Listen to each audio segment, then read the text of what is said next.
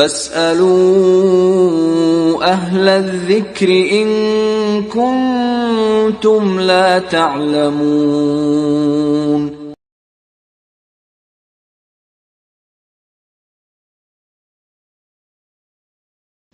وعلیکم السلام ورحمۃ اللہ وبرکاتہ۔ میرے ایک بھائی نے سوال کیا ہے کہ آج کل انجینئر مرزا کا ایک ٹرینڈ چل رہا ہے، وہ اہل سنت کو اور اہل حدیث کو ناسبی کہہ کر پکارتا ہے اور خود کو اہل بیت کا سچا دفاع کرنے والا سمجھتا ہے، اس کی کیا حقیقت ہے؟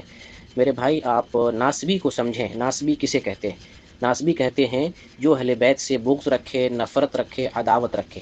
اور اہل حدیث کسے کہتے ہیں؟ اہل حدیث اسے کہتے ہیں جو قرآن اور حدیث پر عمل کرنے والا ہو۔ تو جو قرآن و حدیث پر عمل کرنے والا ہو وہ اہل بیت سے کبھی بھی بغض اور عداوت نہیں رکھے گا۔ یہی وجہ ہے کہ اہل حدیث اہل بیت سے سچی محبت کرتے ہیں۔ جس طرح سے اللہ رب العالمین نے قرآن میں اہل بیت کا ذکر کیا ہے، نبی صلی اللہ علیہ وسلم نے احادیث کے اندر اہل بیت کا ذکر کیا ہے، اہل حدیث اہل بیت سے اسی طرح سے محبت کرتے ہیں جیسے اللہ تعالیٰ نے قرآن میں حکم دیا، جیسے محمد صلی اللہ علیہ وسلم نے حدیث میں حکم فرمایا ہے۔ اہل حدیث اہل بیت سے محبت کرنے میں نہ غلو کرتے ہیں، نہ تنقیص کرتے ہیں، بلکہ وہ محبت کرتے ہیں جس کا حکم اللہ اور اس کے رسول نے دیا ہے، یعنی اہل حدیث اہل بیت سے سچی محبت کرتے ہیں، اور اس میں کوئی دو رائے نہیں، کوئی دو شک نہیں۔ الحمدللہ اہل حدیث اہل بیت سے اس روئے زمین پر سب سے سچی محبت کرنے والے ہیں۔ رہا مرزا کا چہرہ، تو مرزا اندر سے رافضی ہے۔ اس ٹرینڈ سے جو وہ چلا رہا ہے اس کا اپنا چہرہ لوگوں کے سامنے کھل کر آ رہا ہے کہ وہ اندر سے رافضی ہے۔ اوپر سے لیبل لگایا ہے کہ ہم سب سے سچے پکے مسلمان ہیں، اہل بیت سے سچی محبت کرنے والے ہیں۔ حقیقت یہ ہے کہ وہ رافضی ہے، رافضیت کا پرچار کر رہا ہے۔ اس ٹرینڈ سے ہمارے ان معصوم بھائیوں کو سمجھنا چاہیے جو مرزا کو فالو کرتے ہیں، مرزا کی باتوں کو شیئر کرتے ہیں اور مرزا کو حق سمجھتے ہیں، اور مرزا کو سمجھتے ہیں کہ فرقوں کی دکان بند کر دیا، مولویوں کی دکان بند کر دیا، وہ صحیح اسلام کی طرف دعوت دینے والے ہیں۔ میرے بھائی، مرزا اندر سے رافضی ہے اور رافضیت کی وہ دعوت دے رہا ہے۔ اور جو رافضی ہوتے ہیں وہ اہل سنت کو ناسبی کہتے ہیں، جو رافضی ہوتے ہیں وہ اہل حدیث کو ناسبی کہتے ہیں، جو رافضی ہوتے ہیں وہ رافضی لوگ صحابہ تک کو ناسبی کہتے ہیں، تو پھر اہل حدیث کو اور اہل سنت کو کیسے بخشیں گے؟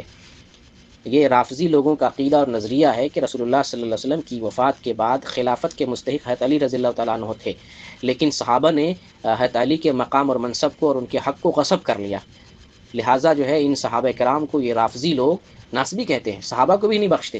تو یہ رافضی ہونے کی علامت ہے کہ جو رافضی ہوتے ہیں وہ اہل سنت کو ناسبی کہہ کر پکارتے ہیں۔ یہی وجہ ہے کہ اہل سنت کے بڑے بڑے اماموں نے یہ علامت بیان کی ہے کہ جو یہ کہے کہ اہل سنت میں سے فلاں ناسبی ہے، آپ سمجھ لو یہ کہنے والا رافضی ہوگا۔ چنانچہ اس سلسلے میں کچھ اقوال آپ کے سامنے پیش کرنا چاہتا ہوں۔